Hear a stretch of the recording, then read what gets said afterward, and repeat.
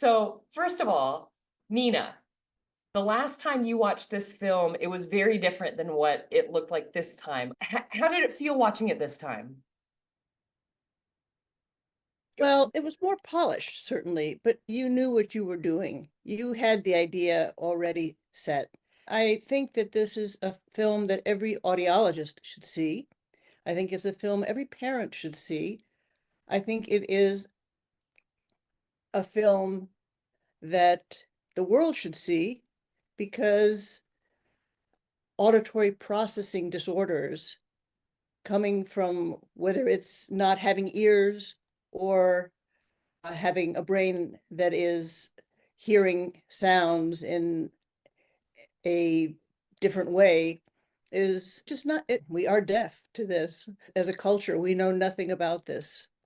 And so I think anything you can do and anything that I can do to bring this knowledge that you have really put together so nicely in a short amount of time is something that I'd just love to help you.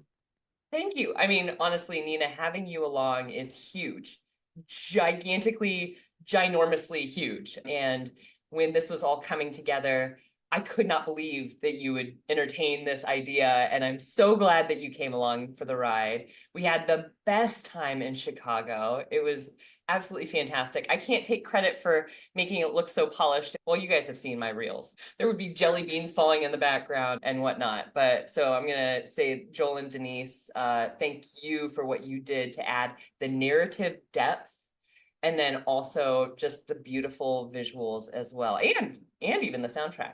So I want to hear Matt Hayes' thoughts because this is the first time you've seen it now for the last little while. What was it like to watch it this time? Well, you hope people are gonna like it. uh, I mean, it's a little, I mentioned before, it's a little bit surreal for me because I'm the guy that whose fish is dying because he doesn't clean the fish tank, and I have to get the dishwasher loaded and forget to take out the trash. So that's as much of my life as any of this stuff. I mentioned in a clip or in the content that feeling so alone. And it was neat for me to meet Nina and realize, and even working with audiologists professionally and personally, how much of this is sort of whispered in basements and studied in academic. And so there's a lot of people out there that are going to work every day. Nobody called it brain hearing or auditory processing disorder training. It wasn't spoken about that way. But I love meeting these people along my last 10 years of journey as saying, hey, I've been working on that, or I've had some thoughts on that.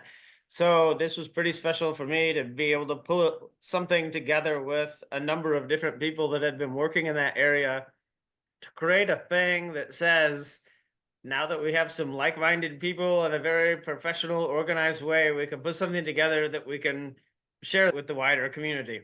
My hope for this is that I don't really need people thinking about me or thinking, oh, Matt did this. I hope the outcome is you heard something that was said and then apply that to your own work or your own life. I wouldn't mind if you thought about me, but I would love if you didn't spend a ton of time thinking about me because it meant you were applying it to your own life and your own work.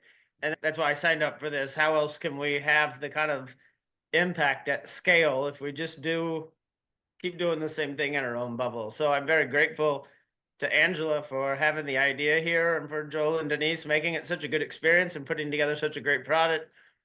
And then all of that all kind of creating a world where Nina and I could cross paths and compare notes, because you've seen the Spider-Man cartoon where people are kind of pointing at each other. There's a lot of parallels in Nina and I's lives, but they come from totally opposite sides. And one anecdote, and Nina, I don't know if I shared this with you, but I just started my dissertation committee for my doctorate in public health.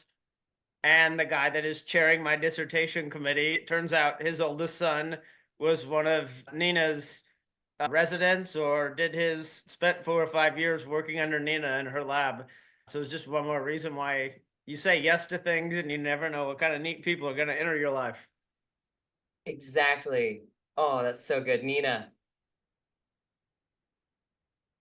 So I would like to say something that maybe you didn't scream it quite loud enough but it is the beautiful elephant in the room, and it is what has made Matt's story a success, and it has profound implications. And the word is music. It is music that gives you this kick-ass ability to hear speech and noise. It is music because, you know, our hearing brain is so complicated, and music engages it in a way that nothing else does. And Matt, you were brilliant. Nobody told you to do this. You just did this on your own. You did it out of love for the music. You did it out of a belief that it might help. And if you have an opportunity, which already you do, Angela and Denise and Joel, to change the world and people's perceptions, right now, music is not in the mainstream of audiology and audiologic care. Matt told me that he had to figure out, if you punched in karaoke on the YouTube, that you could see the words that come up with the lyrics of the song, so that you could try to match what those words with what you hear. This is an exercise any audiologist can suggest to someone to do. Wrong, Angela. But, you know, I ask my students, do you ever, talk to your patients about music? And not only how important it is in your life, but whether it can be used as a vehicle for health. I am so excited that you brought this up. Yesterday was my first official auditory training session with 2 auditory brainstem implant clients. Matt has graduated because he's the originator of this. I did systematic auditory training, just the way that Jack teaches for phonemes, but we did Eric Brizzi's intentional music training. I think he calls it music perception training, where we helped ABI clients recognize 2 different instruments and then help them recognize 2 different pitches. So, I mean, I wouldn't be surprised if maybe episode 7 of this is what auditory training with music adds as well. Or maybe episode 2. Who knows? Who knows? Who knows? But thank you, Nina. And I am really excited to show you what ends up happening from that structured training too. Be very cool. Because you know what, Matt? You shouldn't have had to do this on your own. So I'm happy that you were innovative enough to do that on your own. But I'm also angry that you had to do that on your own, if I'm really honest with you. And so here, this is the reason why Nina's the good cop and I'm the bad cop. And how uncomfortable was I that I cussed in that movie, y'all? What first got you interested in the project? We all have different whys in this group. Matt and Nina have kind of talked about theirs a little bit. I'm going to swing it to Joel. What got you interested, and then Denise? All right, fantastic. Thank you. Firstly, I just want to say, anyone else in the room got a glass? We need to cheers to everybody. Cheers to Matt, incredible story. Angela, of course. Nina, nailed it. Thank you, everybody. Awesome. Mine's just sparkling grape juice, so don't worry. We're not going to get crazy. My why for getting involved actually is pretty simple. Angela and Denise's enthusiasm is just so infectious that when they told me about this, it was like, well, okay, if I have to. No, they just like, anything these guys are into, I'm into it. And the more that Angela was explaining to me how APD also has crossovers with ADHD and those type of things, I was like, oh man, I'm into this even more. So that's in a nutshell.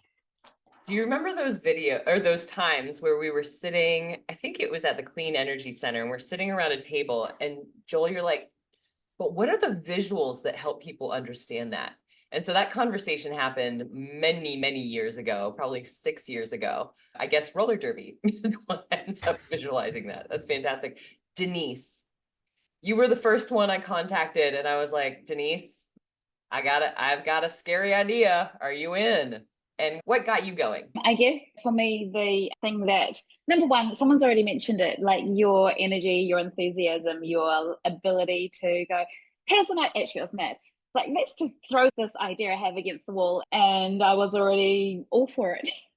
But because I think this is such a universal issue, like communication challenges is something that we all experience, or we know someone who experiences it. So I straight away, when I discussed it with other people, they were like, oh my gosh, yes, I 100% know what you're saying. I know I already identify with so much that you're explaining about this story. And how remarkable is that to then go, okay, well, let's create this story and take people on a journey and show them why it's so important to be able to communicate, to connect, to understand others. So, of course, it's not a medical issue, it's a human story. And so we can really all connect with that. So that's what got me on board straight away. That is so fantastic. It's wonderful. And I want to just read a couple of these takeaways that we have here. We do have an after party that will happen after this live Q&A and discussion. Megan is logged in under my old Zoom account. So if it looks like I am talking about how I'm still crying, it's actually Megan. It's the second Angela is in there. That's fantastic. We got a standing ovation. That is fantastic. Such an important message. So inspiring. Thanks, Sandra. Huge congrats. Your work in this space is inspiring. Very entertaining from Leonie. I've been working with CI users for over 20 years, and it's absolutely the best being able to work with someone who you saw as a baby and is now communicating beautifully. Never underestimate how amazing our brains are. CI work has really reinforced this. Liz Mazel is a new mom struggling hard with APD right now, and it gives her hope, which is huge. She feels like she's crying hard. This needs to be mandatory viewing in every communication sciences and disorders and AUD program. Thank you, Kim. Helen Carter felt like it was outstanding. Nina is right. Every parent, the world, and every audiologist should see this. Nicole Gray says that my takeaway is to never give up. So Matt's idea of irrational persistence. Never give up, never underestimate the small consistent steps. It always seems impossible until it's done is not a cliche. Matt, did you want to say something about those beautiful words? No, I was say I've been known to say that a time or two, and I know we're reading through these comments. I think it's super important to manage people's expectations, but particularly with an ABI where the sample size is so small and we're still learning, that I had some of the most brilliant and educated people in the world telling me, here's what to expect. They had my best interest in mind. They were the most qualified to do that. They were basing that off of a bell curve in one chapter of some book that got published, maybe a few years earlier. And I wondered, well, maybe that's a self-fulfilling prophecy. Maybe that curve is where it is because once people get to that middle 80%, they stop. And I have just been very lucky to surround myself with people that are always saying, well, have you tried this? Like, how about this next step? And Angela was one of those people. My audiologist at Riley Children's Hospital is amazing. Kim Wolfert has been huge in helping me get where I need to be with my ABI, with my mapping. But Angela was the first person to say, hey, let's try this. It might not work, but what's the harm? And then when I met Nina, I was very proud to say, I listen to music, I watch it online, and I read the caption as she mentioned, and I was sort of bragging to her that I get this trimodal input. And I knew that Nina was one of my people when instead of saying good job, her first response was, are you singing along as well? Are you playing along as well? Because immediately thinking, okay, you've done that, great. What more can we be doing to keep getting you to that next place? And I wouldn't have the outcome I have if I didn't have people who took a minute to say, good job, but now what do we need to do to get you to the next place? I just want to say, okay, you guys have put some great takeaways in the chat, but let's talk about what's coming up next, shall we? So what we've got coming up next is we get notification if Sundance is interested. The World Film Festival in Cannes has nominated us for Best Short Film, which is exciting. We're hoping to have it on a streaming service. Watch for news on that. we're looking for an executive producer. So if anybody knows an executive producer who could help us, we are all ears. And we're pitching a 6-part docuseries. So could this be the first episode of many? We have lots of other topics that we want to hit on. This is Joel. Joel's going to hate this. Joel does not want to see this, but I want Nina and Matt to see this. So Joel has this 2-minute little autobiography video of himself. And Joel is so humble that this makes him feel uncomfortable, but I think it's so rad, I've got to show it to you. So I'm going to show you this. Here we go.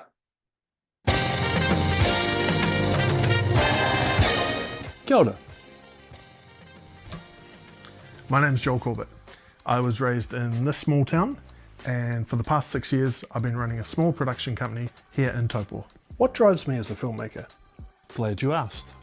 From my earliest memory is the thing me and my father connected on. Watching Star Wars or Indiana Jones on the couch, then quoting lines back to each other, it was a powerful time and it seeded the power of cinema in my life. I was pretty terrible at school, daydreaming, falling behind on assessments, not due to a lack of intelligence, but a lack of focus and interest. When I was handed a video camera, that was it. I was away. Hey, go easy, my guy. Hey, we celebrate the good things too. I've been lucky to make some great short films with our film group here in Taupo. And we won some pretty cool awards and loved the collaborative process that we've fostered.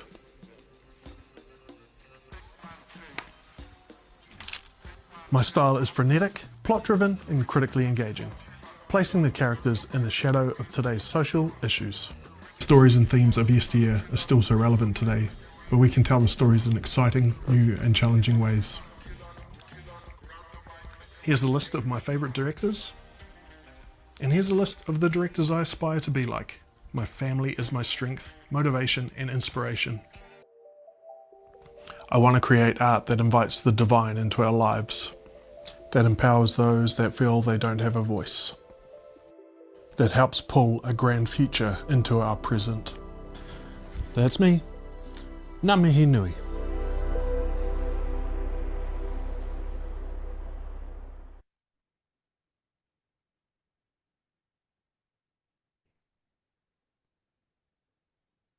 Engaging like this is done by people. And I think one of the things that I think in my drive to let people know more about the biology of hearing, I wrote a book called Of Sound Mind. And in that book, it's based on science. It's got 1 billion references. My editor really was not very happy with me when I gave him a draft, 20% of which was citations. But science has this aura of being objective and having answers. We hardly know anything, for one.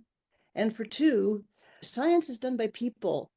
My book is full of personal stories about my family, my kids. I'm married to a musician.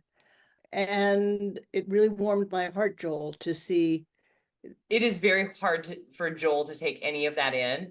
Just go ahead and say it. But yes, Joel, it is amazing. You are an amazing creative, and I'm so lucky to have you on the team. I just love that Denise and I can start talking to you about a concept, and then just the hamster starts running. Next minute, you've got an idea of how you're going to visualize something, and that's really special. No, I wasn't going to say anything. I was just going to say I appreciate all of that, but I really hate it as well. I hate putting my video on there. I think How it's have I not made you more American by now? yeah, it's the Kiwi. We don't like showing off very much. So No, yeah, okay. but no, it's great to be part of the awesome team. And thanks for those kind words, Nina. That was really nice. It's awesome. And another Kiwi who hates having any kind of attention drawn onto her brilliance is Denise Edmonds. So I first met Denise at an improv workshop, And after that, Denise asked me if I would mind being in one of her short films. So it was the first short film that she made. And now she has made many, and she has been on large film crews, and she is doing directing now. So Denise just screened her short film called Morere last week at the Riff Film Festival in Rotorua. Denise is an Indigenous filmmaker from New Zealand, and just the richness and depth that she brings to everything is absolutely outstanding. Denise is always asking, but how can this project benefit others? What can we do with this? What can people take away and actually have an action item? And it's enough, it's already a lot to tell a story, but having a purpose in a story is what seems to drive Denise from what I can see. What do you think, Denise? Thank you. That's very kind. Yes, it's very awkward being in the spotlight. Thank you. That for me, like storytelling, filmmaking is just such a powerful medium to connect people and to have these incredible stories and these moments that we can highlight and go, here, this is something that we can all learn from and we can all connect to. Like that's really important to me, and that hopefully is the thing that we got out of this. It sounds like lots of people got many things that they can connect with. So what would you love to see as a result of this project? So I'm going to start with mine, and then I'm going to go to Denise and Nina and Matt and Joel. So from this project, it was for us to demonstrate what story we could tell by having a bit of Matt as an illustration within it. Nobody can actually encapsulate what's gone on in my life in 18 minutes. And so we were like, well, the film is about auditory processing, so we're going to have to take that and distill that even further. So I look forward to seeing what the expanded version that Channing will make of your actual story. We'll just keep our fingers crossed on that. What I would love to see as a result of this project is more of this, where we can keep telling more stories. I know that science is normally based quite a lot on research and articles and presentations, but I'm just hoping that we can also have something added by doing projects like this, because we have to look at the push and the pull. So talking to the clients directly helps push the audiologist, right? And then we pull the audiologist and people in hearing care along as well. I do see a hand up from, I believe, Matt Foley, potentially. If you had a hand up, I'd love to see that. Oh, an accidental click. All right. So what I'd love to see happen out of this is even one person realizing there's something beyond just devices. And maybe that's a colleague, maybe that's a client, I don't know. All right, Denise, what would you love to see as a result of this project?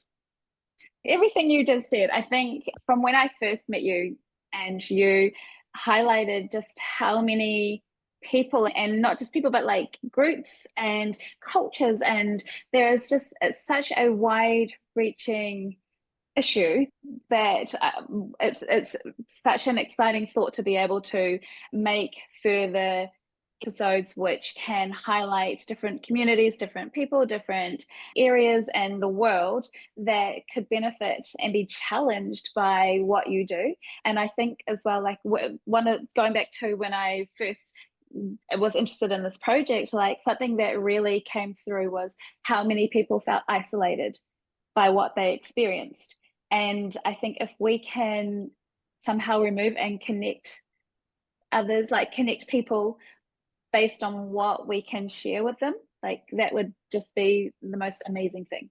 That's awesome. So episode 2 may strike directly to Denise's heart when we may be looking at some Indigenous health and middle ear health.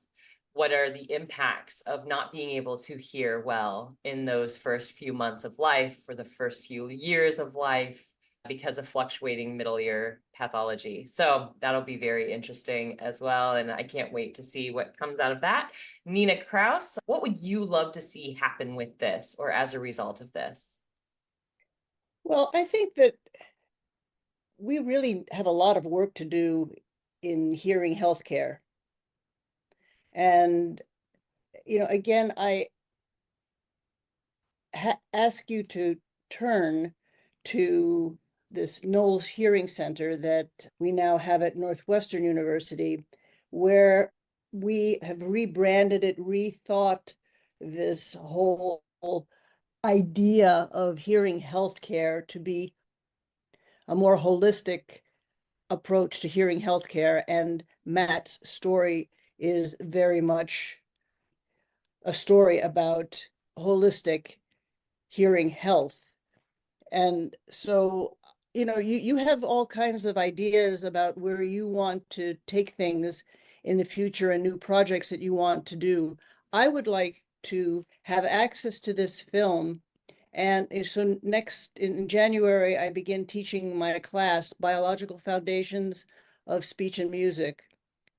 I just would like to not just assign the film, but actually be with the class to make sure that they actually watch it and inform people that way. Also, through this platform, you should know, and I want to tell you about another book, so through the Knowles Hearing Center, every year we give a prize to someone, and it's a substantial financial prize. It's a very prestigious award, and every couple of years we have given it to scientists.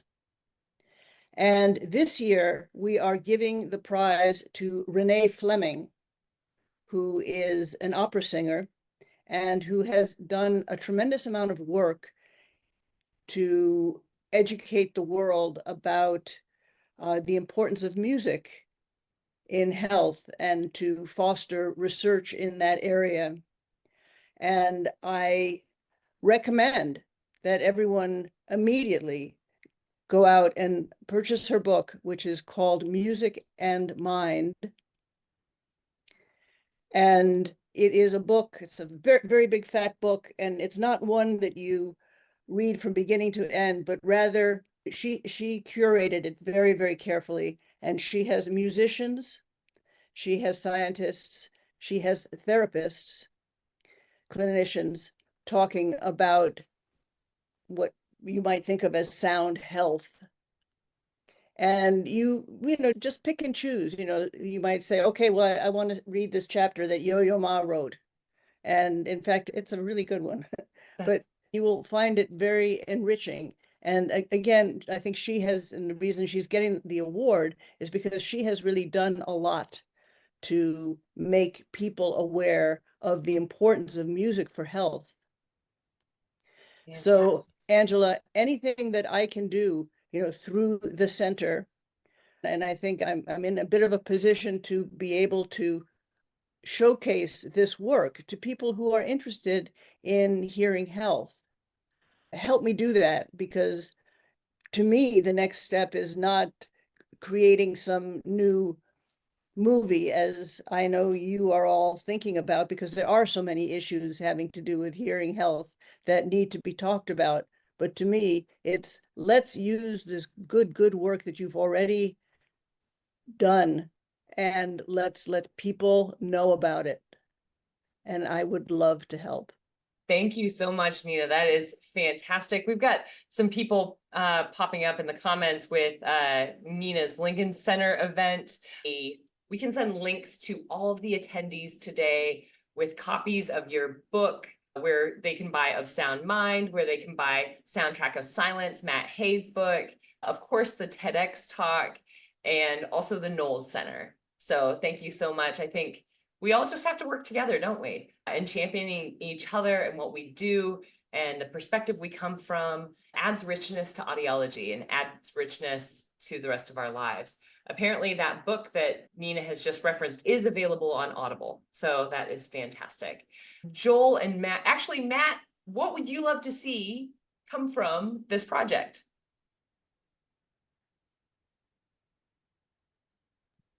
I don't know why I have this ghoulish Halloween vibe coming from my camera here, so forgive me.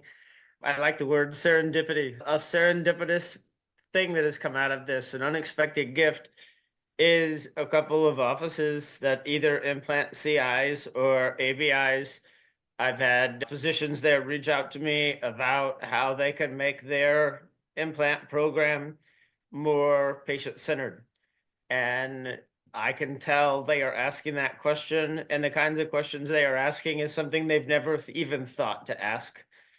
And what is exciting for me is it's not all just reactive. It's what if we know someone's a candidate, how can we be advising them ahead of time to prepare physically, emotionally, and then when they get it after they get an implant, how then can we help them prepare to have the very best outcome possible?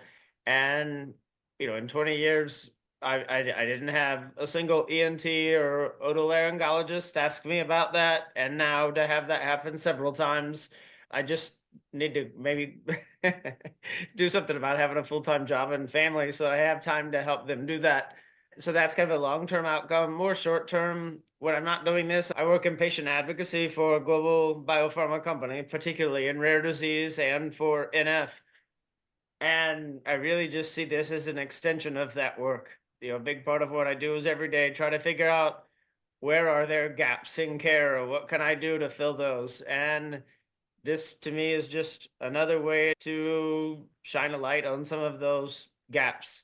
And then instead of saying somebody should do something about that, and that's the gift of Angela, is that she never says somebody should do something about that, because the time it would take to say that, she could have already gotten it started. So I think having this out there in a world where it can maybe fill a gap. And I know there's one question about an older population. My The answer to question that is it's really question- independent of, it doesn't matter the age. I realize that at different points in life, you deal with different challenges. But for me, all of this was about an ROI of my time and energy. What is the ROI? How much time do I have to invest to just sit in my car and listen to a CD on the way to a train station? The requirement was relatively little compared to the potential outcome. What if it works? And so I think for an older population, if you're retired and maybe you have more downtime, wonderful. To me, that just means you have more time to be listening to music or to be training for or to do more practice with auditory processing. So I think there's a way to spend that. Somebody's too old or too young to instead just say, well, here's the opportunity that gives them that someone else might not. And maybe think about it from an ROI perspective. And as a practitioner, that would have resonated with me if somebody had said, what's the worst that can happen, Matt? You don't hear music. You weren't hearing it anyway. Versus what's the best thing that could happen. And I understand there's some economics involved in audiologists, but I don't want to get into that. That's not my area of expertise. But I hope that gives a little bit of perspective on the question that came in. Awesome. So Nina, if you've got some thoughts on that too, the question that Well, came in. I just want to add, what can we do? And Matt, as I mentioned, recently came and spoke to the group here at Northwestern. I suggest that everyone who is listening here reach out to Matt and ask him, hire him to speak to your group, any group that is interested in hearing health. And it's not just about neurofibromatoma. It is about, because his story is so impactful for hearing health in general. And he's a wonderful, wonderful speaker. I can't tell you how excited the folks at Northwestern, they were so thrilled and inspired by Matt's talk. So get Matt to speak to your group. I agree. He should be the keynote whenever I see the keynote speakers who are lined up for our conferences, and then I see how far the connection is from audiology to that keynote speaker, I feel like everyone is missing that opportunity to hear from Matt, because he has such an amazing story. And yeah, more of us need to hear it. More of us need to know that this is what the potential is. And it just helps us see things from a different perspective. I appreciate it. So I want to read this question. So the question was, how do you translate this inspiration to a largely geriatric clientele where auditory processing is so poor? I think lots of typical audiologists grapple with this question. We generally understand that as a person gets older, their auditory processing abilities can become worse. But also, I've been able to do auditory training with enough people who are older to say that we can improve auditory processing regardless of age, as long as a person isn't dead, right? So I think what a lot of audiologists grapple with is the audiologist doesn't know the value of auditory training. And because the audiologist doesn't value it, the client doesn't know that they should value it. So I think the first and foremost, to me, the most important thing is for audiologists to begin understanding what auditory training is and the potential that auditory training can change things. So that's my thoughts on that one. If anybody else has any other questions, feel free to put there. Matt Hay did pop a link into the chat. Is that your book?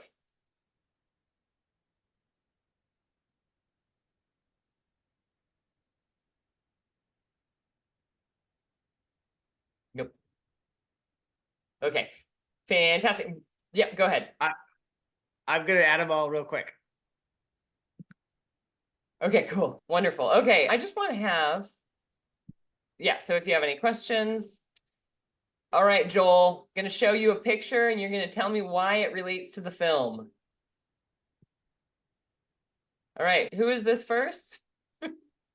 I think most people know this incredible actress, Margot Robbie, and she is sitting in a bubble bath, not my usual type of film that I'm trying to be enjoying or watching, but it's part of a feature film called The Big Short, which is talking about some real complex issues within the financial crisis and the stock market. And in the middle of these big ideas, the movie just cuts to Margot Robbie in a bubble bath. And she's like, I know none of you understood any of that, but here I am in a bubble bath having some champagne. So let me explain it. And it takes your attention to this really out of left field visual where she explains some really complex things in a really simple way. And I think that came back to one of the core principles that we wanted to do with the documentary, which is patient empowerment. And it's patient empowerment through knowledge that is palatable to patients and to everybody.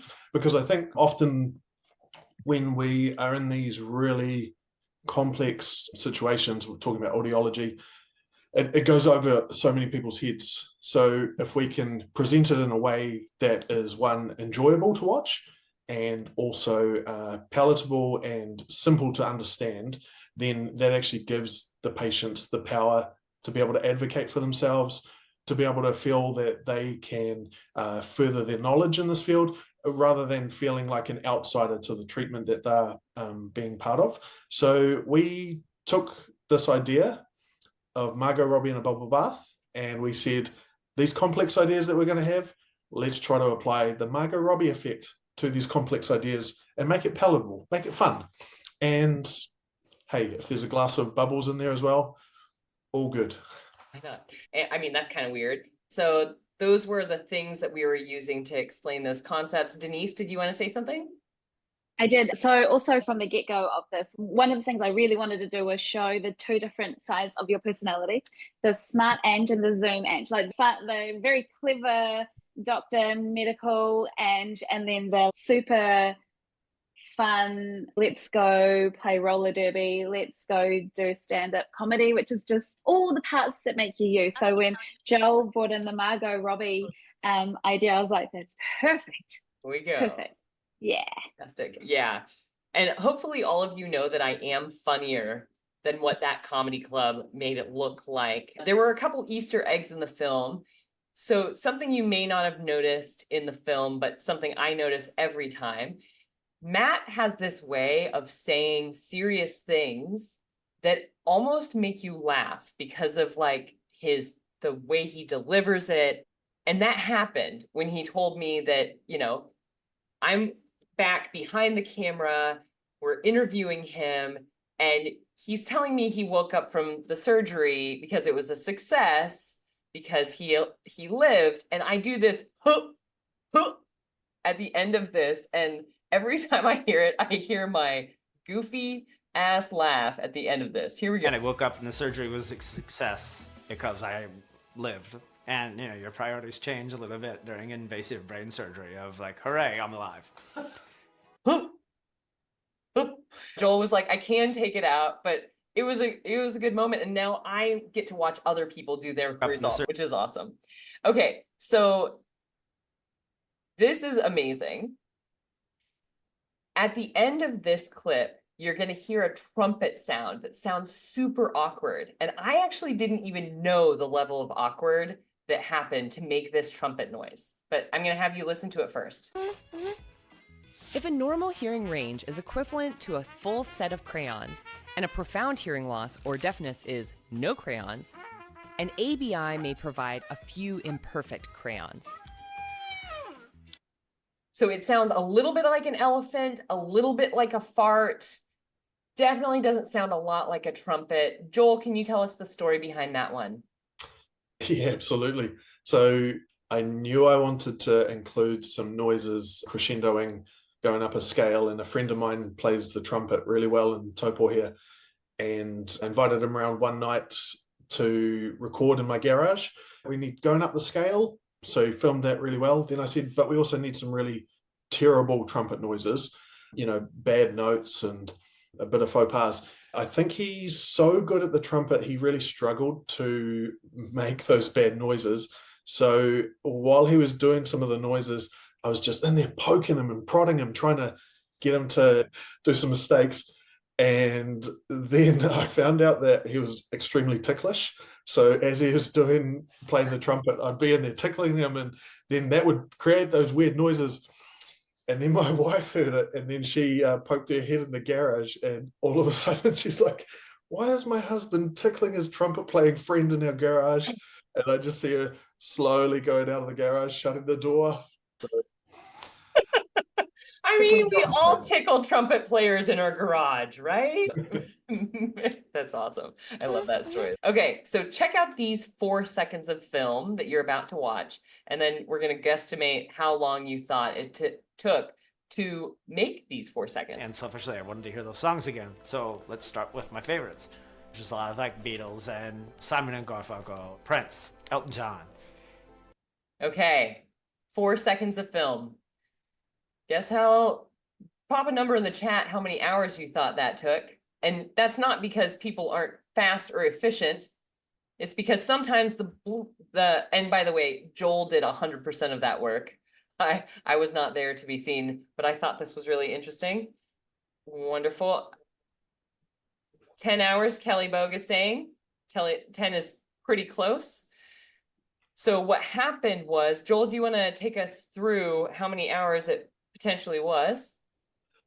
Yeah, sure. It was probably closer to, well, spread over about 4 days. It was probably around about 14 hours, because we cannot reference exactly the records. We don't have the copyright to those. So I had to I had to Photoshop and create these images on the record players, print them out, cut them out, go and buy some records that I was happy to destroy, glue them on. The first glue wore right through the printed paper, so I had to do it again. And then filming while kids are running around the house is quite difficult as well. So then climbing into the attic, getting Christmas decorations.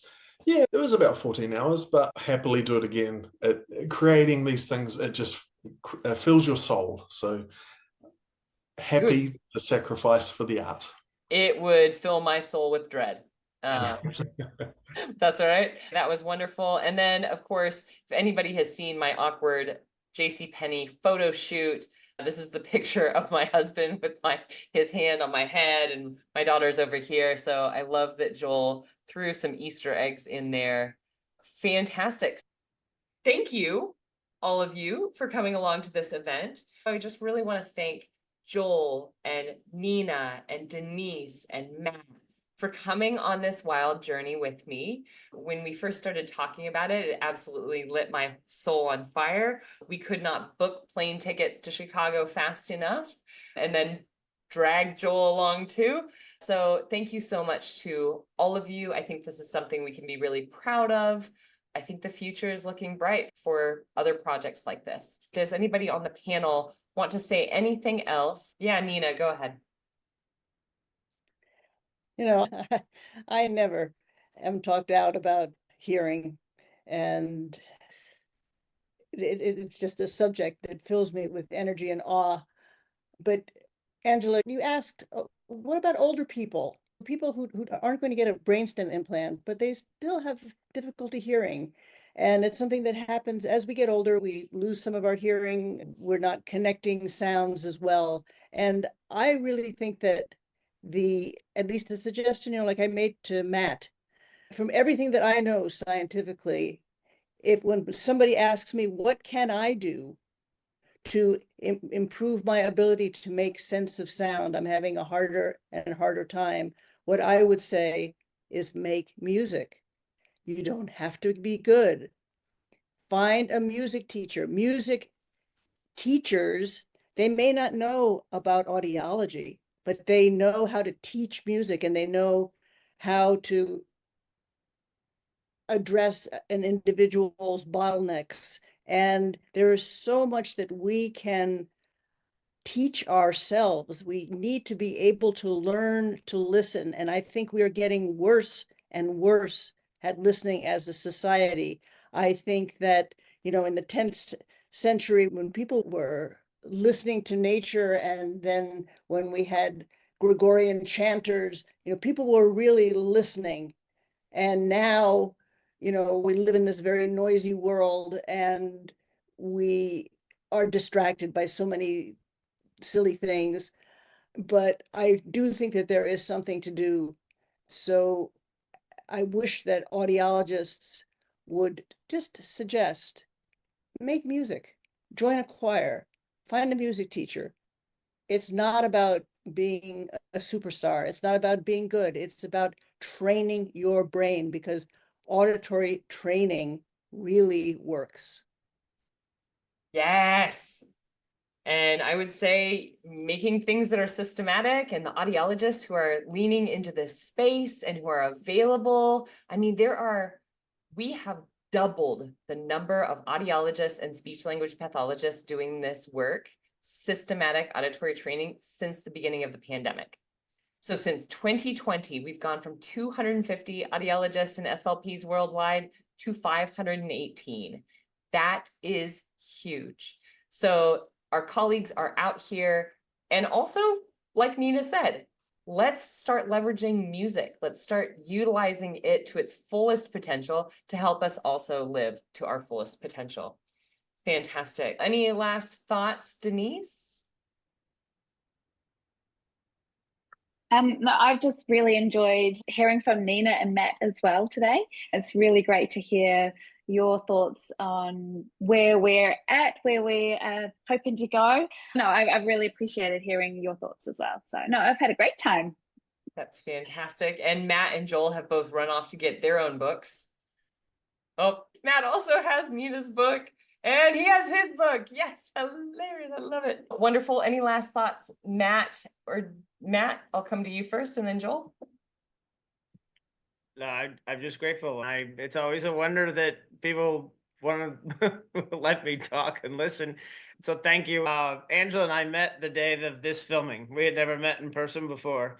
And so the interview that you saw, the first half was done with me and Angela being filmed by Joel and Denise, probably 20 minutes after we met for the first time. And then we went the next day when we went to visit Nina. There's the second portion where I'm in the office. And I think the lighting in that portion is terrific, by the way. And that was the first time Nina and I had ever met. So maybe one lesson totally unrelated to hearing is say yes to goofy ideas, because you never know if you're going to find yourself on a conference call with a couple of Kiwis and a couple of doctors and working in hearing care. That's fantastic. I love it. Say yes to the goofy people. Sometimes we have brilliant ideas. Thanks a lot, Matt. And yeah, that was such a cool adventure. Joel, a last thought before the after party will start. Go ahead. Ooh, I'm stopping everyone from getting to their glasses of wine, so I'll keep it short. I just think we really need to say that none of this could be possible without Angela's courage into stepping into this. She put a lot on the line, risk making herself look silly with me and Denise behind the camera, but also putting her whole self out there, and all of us are the better for it. So we really need to say thank you, Angela. You nailed it, you rocked it, you're a superstar, and all of our lives are better for having you in it. Thank you. Yes! Fantastic. Love y'all, mean it. Thank you for coming along this wild adventure with me. Once again, thank you so much for coming along. I cannot even begin to tell you how meaningful it is to have all of you in my life.